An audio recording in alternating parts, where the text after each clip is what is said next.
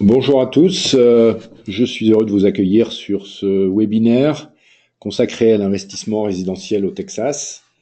Ça va durer environ une demi-heure, en plus avec les questions.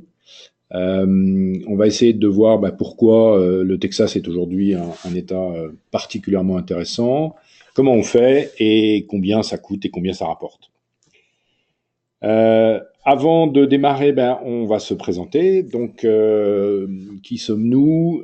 C'est un partenariat entre, d'un côté, Invest Dallas, qui est un ensemble de sites spécialisés dans l'investissement immobilier à l'étranger, qui existe donc depuis 2008. Et environ 50% des transactions qui sont faites à travers ce site se font aux États-Unis, notamment New York, Los Angeles, Las Vegas, la Floride, environ entre 75 et 100 transactions par an, suivant les années. Ce qui veut dire que l'expérience de Invest International et Invest Dallas, notamment dans l'investissement aux États-Unis, est maintenant tout à fait démontrée. Et donc moi-même, je suis donc Laurent Ferral. Je suis agent immobilier à Dallas avec le réseau Coldwell Banker, qui est le premier réseau d'agents immobiliers, enfin de première franchise d'agents immobiliers aux États-Unis. Je travaille au sein d'une équipe d'environ 30 agents. Je suis français, j'ai été élevé en partie aux États-Unis et en France. J'ai une licence d'agent immobilier, bien sûr, et je suis spécialisé dans l'investissement immobilier dans l'investissement immobilier, notamment dans des produits de type hôtel, multifamily et bien sûr le résidentiel locatif. Et je suis moi-même investisseur ici pour mon propre compte à Dallas. Mon épouse et moi sommes des cavaliers passionnés, c'est pour ça qu'on est entre autres au Texas. Et mon objectif, c'est de vous faire partager les opportunités d'investissement ici au Texas.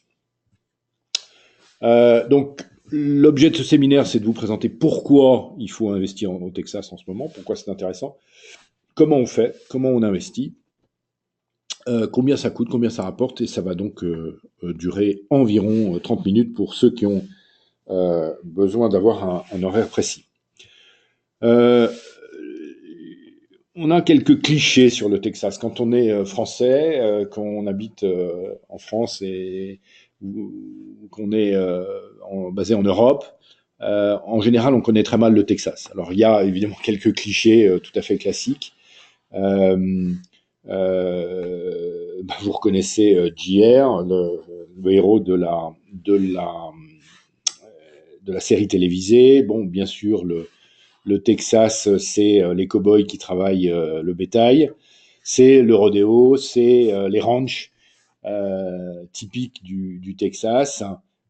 C'est les joueurs de football américains. Vous connaissez probablement cette équipe qui s'appelle les Dallas Cowboys. Et puis la panoplie du parfait cow-boy que vous reconnaissez sur cet écran.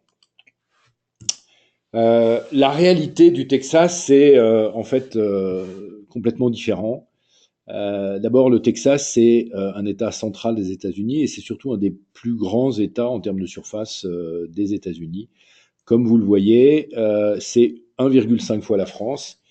Donc la superposition de la carte du Texas sur celle de la France, vous voyez ce que ça donne. C'est un État qui est quand même très grand, c'est même le plus grand des États-Unis. La réalité du Texas, c'est voilà la ville de Dallas. Donc vous voyez une ville ultra moderne avec des infrastructures de classe internationale, avec également des autoroutes absolument délirantes, puisque l'État du Texas est un des États où il y a le plus de routes en fait. Quelques images. Ici, vous avez le port pétrolier de Houston, enfin une toute petite partie du port pétrolier de Houston, avec le centre-ville de Houston dans le fond. Donc, on est assez loin de l'image d'Épinal, pour citer une ville française, de ce qu'on pense quand on pense au Texas. La réalité du Texas, c'est également des infrastructures de premier ordre. Ici, vous avez la photo de l'aéroport de Dallas, c'est le 4e aéroport américain, sachant que le premier n'est pas New York, c'est en fait Atlanta. L'aéroport de New York est d'ailleurs derrière celui de Dallas en termes de trafic passager. Il y a 27 millions de Texans, donc un petit exemple de ce que c'est qu'un stade. 27 millions, c'est donc environ 40% de la population française. La réalité, c'est que ces 27 millions d'habitants, ils sont en pratique concentrés dans deux grandes villes. 50% de la population est concentrée à Dallas ou à Fort Worth, à Dallas ou à Houston, Dallas, Fort Worth ou à Houston. C'est le deuxième PNB des États américains, c'est-à-dire c'est environ 8% du PNB américain total. Le seul État du Texas, c'est 8% de l'économie américaine. C'est la 10e économie mondiale. C'est le 7e producteur de pétrole au monde. Donc le Texas serait la 10e économie mondiale si c'était un État indépendant. C'est le 7e producteur de pétrole au monde, derrière le Canada. C'est également un paradis fiscal. C'est un des rares États américains, il y en a 4 ou 5, qui ne prélèvent pas d'impôt sur le revenu. Alors il y a l'impôt fédéral, bien sûr, mais il n'y a pas d'impôt lié à l'État. Il n'y a pas d'impôt sur le revenu. La TVA est à 8%. Les charges sociales patronales et salariales, tout compris, c'est 15%. Il n'y a pas d'impôt sur les plus-values. Il n'y a pas d'impôt sur les sociétés non plus. Alors il y a les impôts fédéraux, mais il n'y a pas d'impôt lié à l'État. Une des caractéristiques du Texas, c'est son aptitude à être tout à fait ouvert au business. C'est un État pro-business et la devise du Texas, c'est Texas Wide Open for Business. Ce qui est important de noter, c'est qu'il y a également des capitaux très importants qui sont disponibles ici au Texas, en grande partie parce que depuis plusieurs générations, en pratique 4-5 générations, des fortunes immenses ont été créées grâce au pétrole, en grande partie, et ces capitaux se réinvestissent ici. Donc il y a beaucoup d'argent au Texas. C'est un argent qui est disponible pour se réinvestir, notamment dans l'immobilier. Je vais vous présenter 4 graphiques très simples qui vont vous résumer la performance macroéconomique du Texas, qui font bien comprendre, mais qui est toute simple en fait à comprendre, et qui montre pourquoi, à mon avis, enfin à l'avis de pas mal de monde, c'est une bonne idée d'investir au Texas aujourd'hui.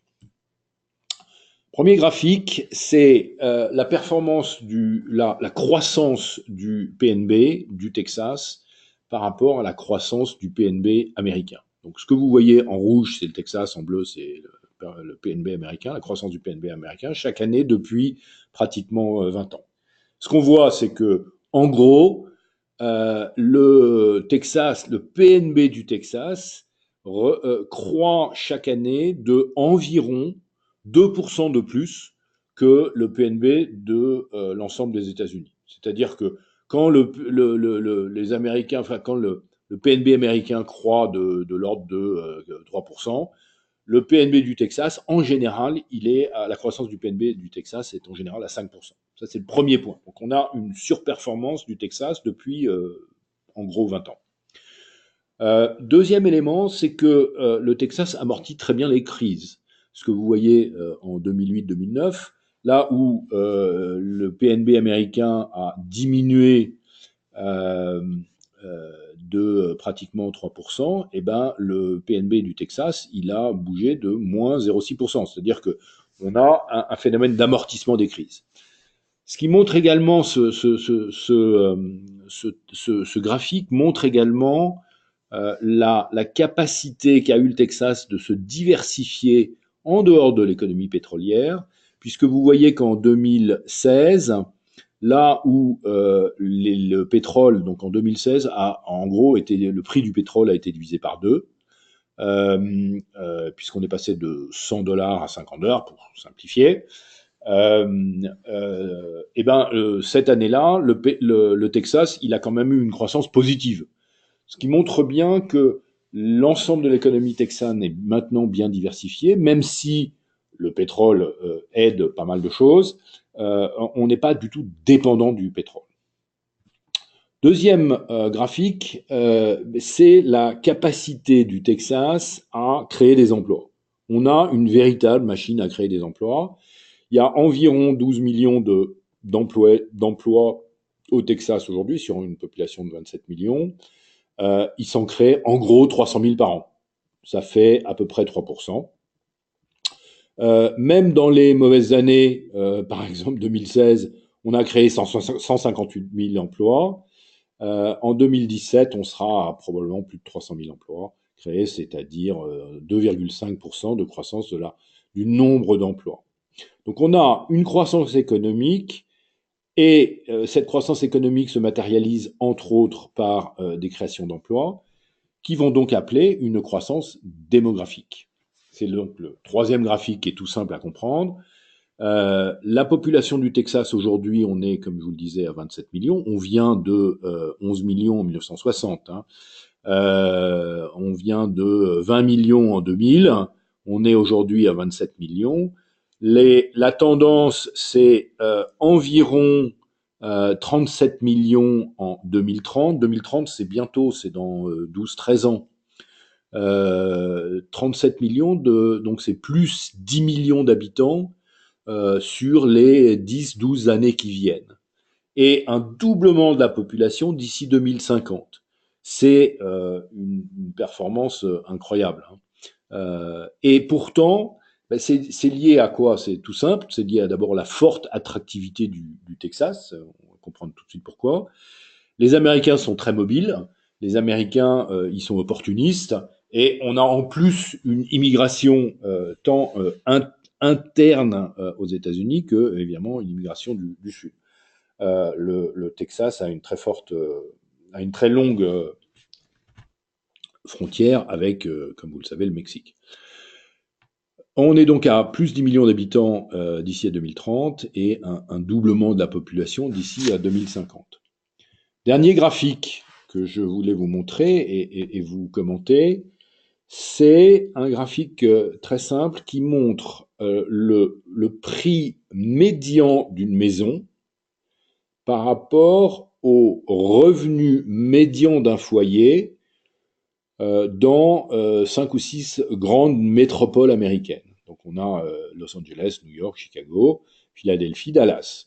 Dallas est en vert. Donc on voit que d'abord, la ligne verte, c'est la plus basse. C'est-à-dire qu'aujourd'hui, depuis déjà presque 15 ans, le Texas est un des États les moins chers, Dallas-Fort Worth, la métropole de Dallas-Fort Worth, est en termes de rapport entre ce prix médian et le revenu médian d'un foyer à 3,3 fois.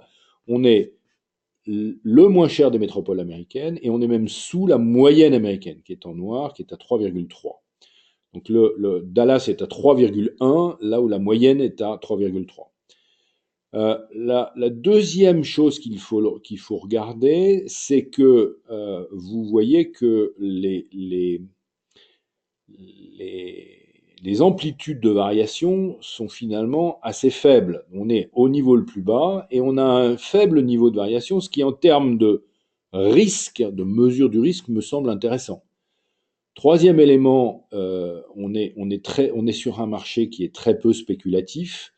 Nous, en tant qu'agent immobilier, on a des indicateurs techniques comme les Days on Market, comme le stock, qui montrent que aujourd'hui, même si les prix sont encore bas, la demande est absolument colossale. C'est-à-dire que on a une demande locative et une demande d'habitation qui, après la location, se transforme par des demandes d'achat, qui est absolument gigantesque, compte tenu de la forte attractivité du Texas. Ce n'est pas un hasard si les Californiens aujourd'hui sont les premiers investisseurs au Texas. un investisseur qui veut investir en Californie, bah, il va payer sa maison presque 9 fois le revenu moyen. C'est évidemment beaucoup plus cher et donc beaucoup plus spéculatif que ici au Texas.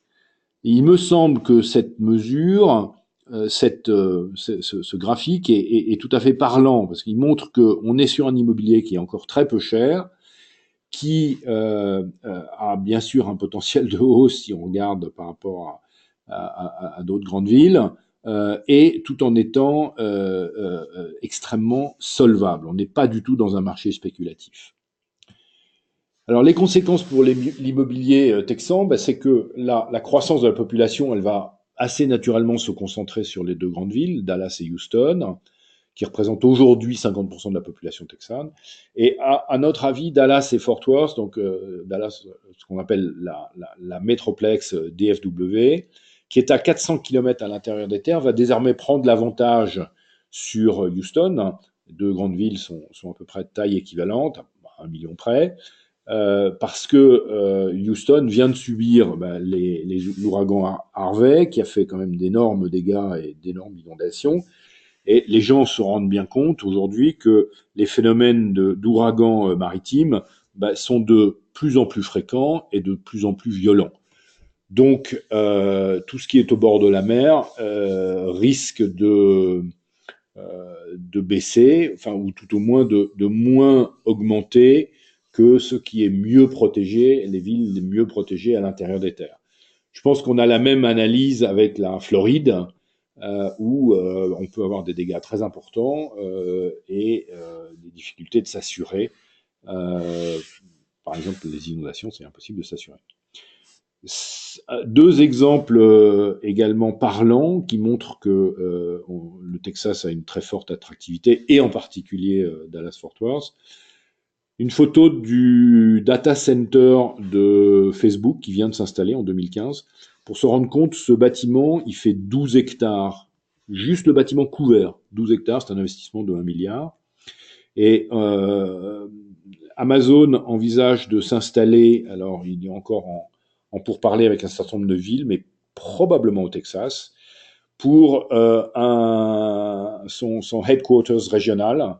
Ça représente 50 000 emplois et un investissement de 5 milliards de dollars.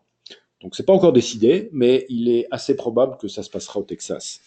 Peut-être à Fort Worth, peut-être à Dallas, peut-être à Austin, on ne sait pas encore. Donc pourquoi investir au Texas? Parce qu'on a une économie qui est avancée, une économie qui est en forte croissance, on a une forte croissance démographique et on a une fiscalité faible. À mon avis, de manière historique, c'est la combinaison idéale pour l'immobilier. On a des avantages compétitifs, le Texas a des avantages compétitifs qui sont structurels. Le fait d'être au centre des États-Unis, donc avec au centre de time zone, des fuseaux horaires, 4 heures d'avion de toutes les grandes villes américaines. Tout ça, c'est très important quand on fait du commerce aux États-Unis. Et le pétrole, il y en a encore pour longtemps. L'immobilier n'est pas cher. Le prix des maisons, le prix médian des maisons à DFW, c'est 236 000 $. Et on a une forte demande locative parfaitement solvable, parce qu'il y a des emplois, avec une rentabilité élevée. Je vais vous montrer tout à l'heure qu'on a des rentabilités qui sont comprises entre 8 et 11% après impôt. Voici une carte très simple de ce que c'est que Dallas-Fort Worth. Donc c'est une métroplex. Il y a environ 60 km, 55 km pardon, entre le centre de Dallas qui est ici et le centre de Fort Worth qui est ici. Et tout ça, c'est la métroplex. Dallas est à l'est, Fort Worth est à l'ouest, et c'est réuni par toute une série d'autoroutes. Tout ce que vous voyez en noir, ce sont des autoroutes. C'est une petite partie d'ailleurs des autoroutes qui existent. Avant de démarrer sur la façon d'investir aux États-Unis, au Texas, je voulais vous présenter cette possibilité d'emprunter. Beaucoup de nos contacts et de nos clients nous disent mais c'est très difficile d'emprunter aux États-Unis. C'est exact parce que les Français non résidents aux États-Unis, c'est très difficile d'emprunter en dollars parce que Une banque américaine ne prêtera que si vous avez un credit scoring et si vous êtes résident américain. Et une banque française ne sait pas prendre une hypothèque sur un bien aux États-Unis, donc même si elle peut vous prêter en dollars, elle aura du mal à le faire avec une hypothèque sur un bien américain. Nous avons nous avons trouvé une solution avec en fait une banque internationale qui est HSBC, qui est implantée en France et bien sûr aux États-Unis, et ils sont susceptibles de prêter à des non-résidents américains, donc par exemple des résidents français, à condition d'avoir trois critères, de répondre à trois critères extrêmement simples. Le premier, c'est d'avoir une épargne disponible de l'ordre de 100 000 dollars, ce qui fait 83 000 euros aujourd'hui, qui sera à placer en France. Et ces 100 000 dollars ne peuvent pas servir pour acheter un bien, mais en contrepartie, vous les placez en France, ce qui permet de vous qualifier en termes de type de clientèle vis-à-vis de HSBC. Deuxième élément, c'est d'avoir un passeport qui permet d'avoir un visa américain, et un visa de tourisme, ça suffit parfaitement. Donc, vous pouvez avoir un visa ESTA, mais tous les autres visas américains fonctionnent, mais il faut simplement avoir un passeport qui vous permet d'avoir un visa américain. Donc un passeport français, ça marche. Et la troisième condition, c'est d'autoriser un international credit check, c'est-à-dire l'historique de vos relations bancaires et l'historique de en général votre CV, de façon à vérifier que vous avez des relations bancaires normales et que vous n'avez pas fait faillite 3 fois.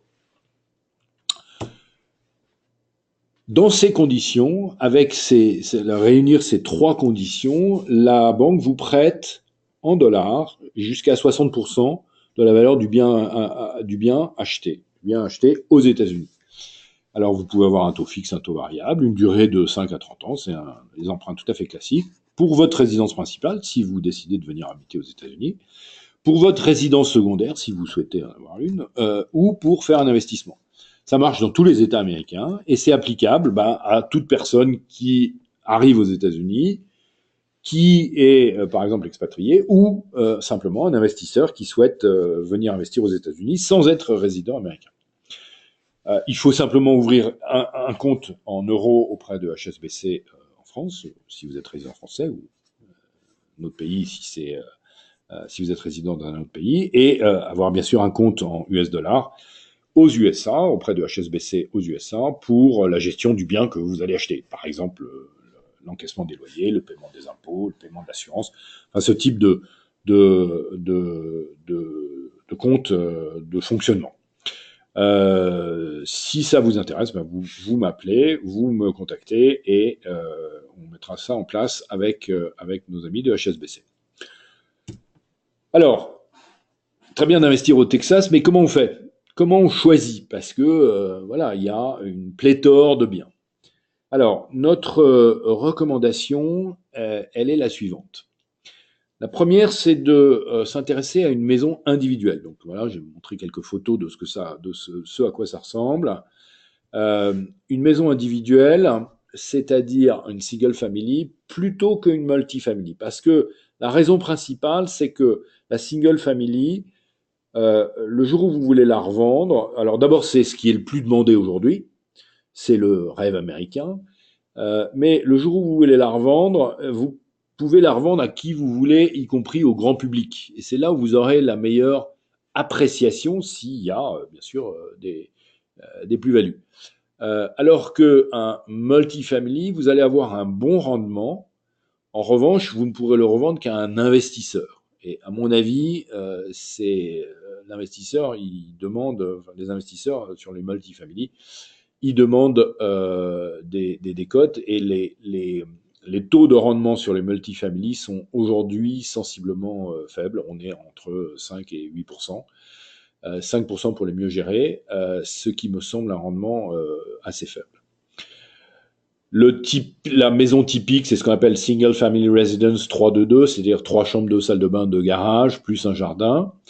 Une maison récente, c'est-à-dire qui datera d'après 1980 et éventuellement rénovée, donc rent ready, qui va être situé entre Dallas et Fort Worth, c'est-à-dire au centre de la métropole, ou le plus proche possible des deux centres-villes, c'est-à-dire Dallas et Fort Worth, et dans les zones qui sont ce que j'appelle en cours de densification, c'est-à-dire les quartiers de Arlington, Hearst, Dulles. Vous pouvez regarder sur la carte, mais c'est toutes ces zones qui sont très proches soit de Fort Worth, soit de Dallas, sachant que Dallas a déjà beaucoup monté et que Fort Worth n'est pas encore très cher. Avec un bon school district, c'est un élément très important de choix puisqu'il y a une carte scolaire aux États-Unis et avec une faible criminalité. Et typiquement dans la gamme de prix entre 150 et 200 000 dollars, c'est-à-dire c'est là où on est au cœur de la demande locative.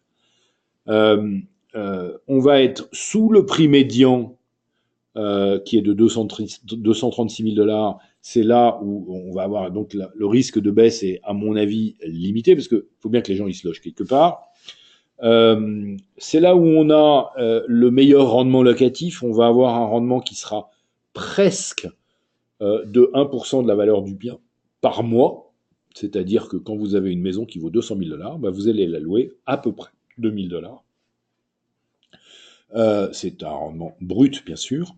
Et elle est louée typiquement en moins d'une semaine. C'est-à-dire que vous mettez une annonce, vous avez 10 candidats solvables en moins d'une semaine. Donc vous n'avez plus qu'à faire le choix. Et comme je vous le disais, elle peut être revendue plus facilement à un propriétaire occupant et non pas seulement à un investisseur. C'est là où vous avez, à mon avis, le plus fort potentiel de plus-value lié à l'évolution du marché. Alors, deux exemples qu'on va essayer de on va essayer de montrer en détail ce à quoi ça ressemble. Premier exemple, bah, c'est une maison voilà, à Arlington, c'est une maison de 153 mètres carrés, donc j'ai fait la conversion, c'est un peu plus de 1500 square foot, avec un terrain de 800 quelque chose mètres carrés. Date 1982, c'est une maison qui manifestement a été rénovée. Elle a été rénovée en 2015. C'est un nombre, 3 chambres, 2 salles de bain, un garage de voiture. C'est une maison que vous allez pouvoir louer aux alentours de 1550 dollars. Le ranking des écoles, c'est 7-8-8, c'est-à-dire que l'école maternelle, l'école primaire, l'école secondaire ont chacun un ranking de 7 sur 10, 8 sur 10 et 4 sur 10. Et c'est une maison que vous allez acheter 168 000 dollars. C'est le prix de vente. C'est un exemple réel que j'ai pris il y a quelques jours lorsque j'ai fait cette présentation. C'est une maison, donc le prix de vente est à 170 000 et je considère qu'on pourra négocier environ 2 000 dollars sur cette maison. Donc on fait les calculs de manière très précise. Je ne vais pas rentrer dans les calculs, mais je veux quand même vous présenter comment c'est fait. Donc le prix d'achat 168 000 dollars, les frais de mutation, les commissions d'agence, le montant net investi 175 000 dollars. Et vous avez donc des cash flows prévisionnels en tenant compte du loyer, de l'assurance, de la taxe foncière, donc taxe foncière que vous allez payer, des frais d'entretien et de maintenance, que j'estime à 5%, et des frais de gestion qui représentent typiquement 10% du loyer mensuel. Le cash flow net, il est calculé. L'impôt sur le revenu américain, sachant que cet impôt sur le revenu que vous payez aux États-Unis, il est déductible via le mécanisme de l'avoir fiscal de vos impôts payés en France. Et vous avez donc un rendement locatif net après impôt sur le revenu de 6%. Et ça, c'est sans tenir compte bien sûr d'aucune plus-value, et avant augmentation des loyers, sachant que les loyers vont augmenter typiquement entre 5 et 10% chaque année. Deuxième exemple, qui est un exemple que j'ai pris également sur le MLS, une maison donc à Fort Worth, elle se trouve à l'est de Fort Worth, mais elle est dans Fort Worth.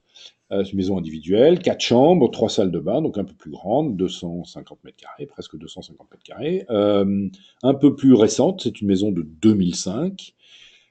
Et c'est une maison que vous allez acheter 190 000 dollars, c'est le prix de vente, et que vous allez pouvoir louer sans problème à 1900 dollars par mois.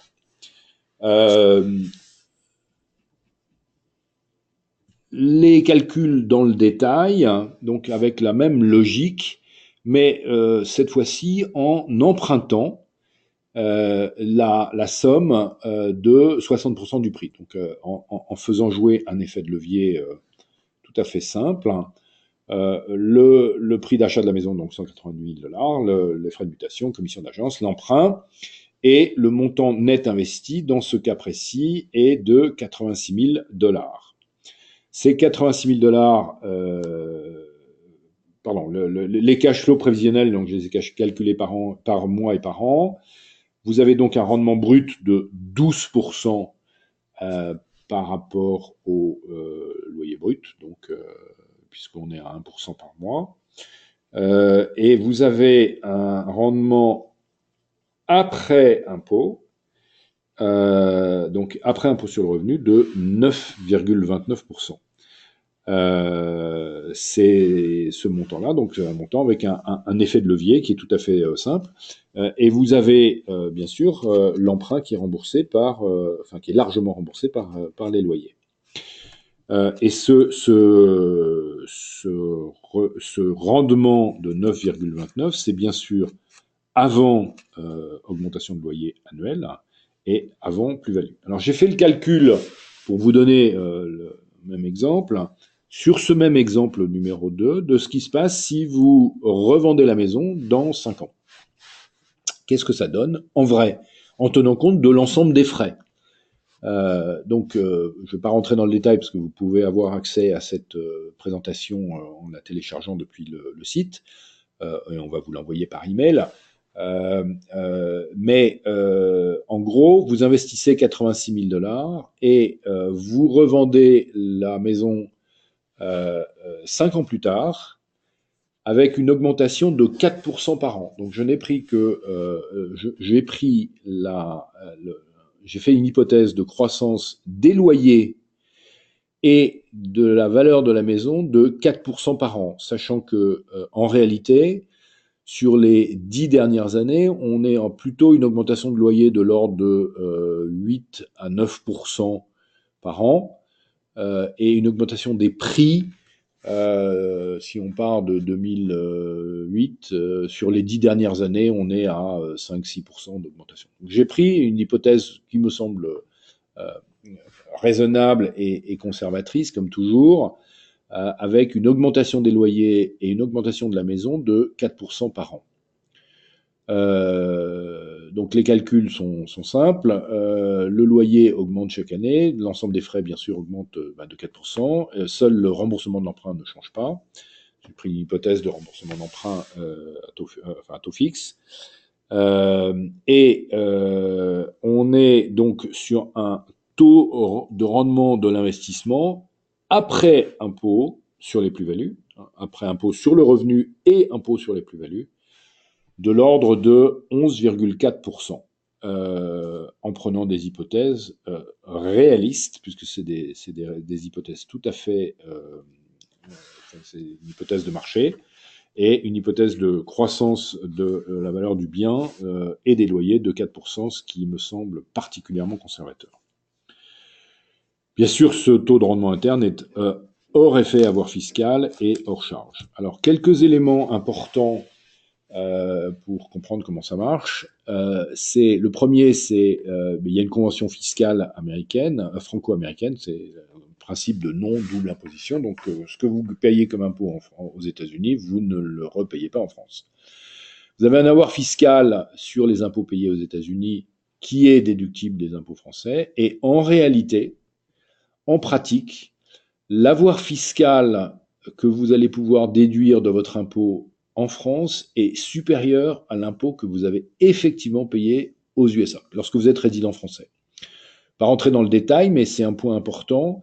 L'avoir fiscal dont vous allez pouvoir bénéficier est supérieur à l'impôt effectivement payé aux USA.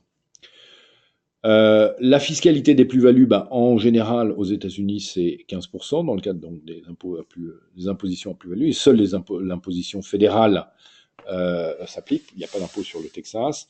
Et vous pouvez éviter cet impôt sur les plus-values si vous faites ce qu'on appelle un 1031 exchange, c'est-à-dire si vous réinvestissez dans de l'immobilier aux États-Unis. Vous êtes en sursis d'imposition si vous réinvestissez dans l'immobilier aux États-Unis. Bien sûr, nous vous mettons en contact avec un cabinet comptable et fiscal qui est francophone, qui est basé au Texas, et qui vous aide à faire votre déclaration fiscale américaine si vous le souhaitez. Si vous ne savez pas le faire, notre recommandation, c'est de passer par eux. Ils sont très bons, ils sont pas très chers et ils sont très efficaces. Alors, dernier point que je voulais soulever, faut-il investir via une LLC, c'est-à-dire l'équivalent d'une SCI? À mon avis, ça n'est pas nécessaire si vous n'êtes pas résident aux États-Unis. Vous pouvez faire une LLC, constituer une LLC qui fera l'investissement à votre place. Si vous avez une organisation successorale ou fiscale particulière, ou si vous avez plusieurs biens aux États-Unis. À ce moment-là, ça peut faire du sens. Mais si vous êtes résident en France et que vous avez un premier investissement et vous ne pensez pas en avoir beaucoup d'autres, à mon avis, c'est pas nécessaire d'avoir une LLC. Vos partenaires dans ce type d'opération, moi-même, voici mes coordonnées. Je peux vous accueillir sur place si vous venez à Dallas. On sera ravis de faire votre connaissance et vous accompagner dans différentes visites. La banque, pour ouvrir un compte en dollars, parce qu'il faut ouvrir un compte en dollars pour faire tout ça. Moi, je recommande HSBC si vous faites un emprunt et Wells Fargo si vous ne passez pas par un emprunt. Wells Fargo étant bien implanté ici et la meilleure banque à mon avis pour les opérations internationales. La management company, on vous présente une management company qui s'appelle Prime Properties Realty qui va s'occuper de gérer votre bien à Dallas. Un comptable franco-américain, donc il s'agit de Jade Associates à Houston. Ce sont des gens qui sont très efficaces, qui parlent français, pour ceux d'entre vous qui ne maîtrisent pas parfaitement l'anglais. Et bien sûr, le site Invest Dallas, qui est disponible 24h sur 24. Voilà, vos contacts, nos coordonnées. Ces slides et l'enregistrement du webinaire seront disponibles sur le site très rapidement. Et pour ceux qui le demandent, on peut vous envoyer les slides par mail. Voilà, je serai très heureux de répondre à vos questions. Vous le faites vous tapez vos questions dans le petit tableau, dans le petit menu qui se trouve à droite de votre écran, et je peux les lire.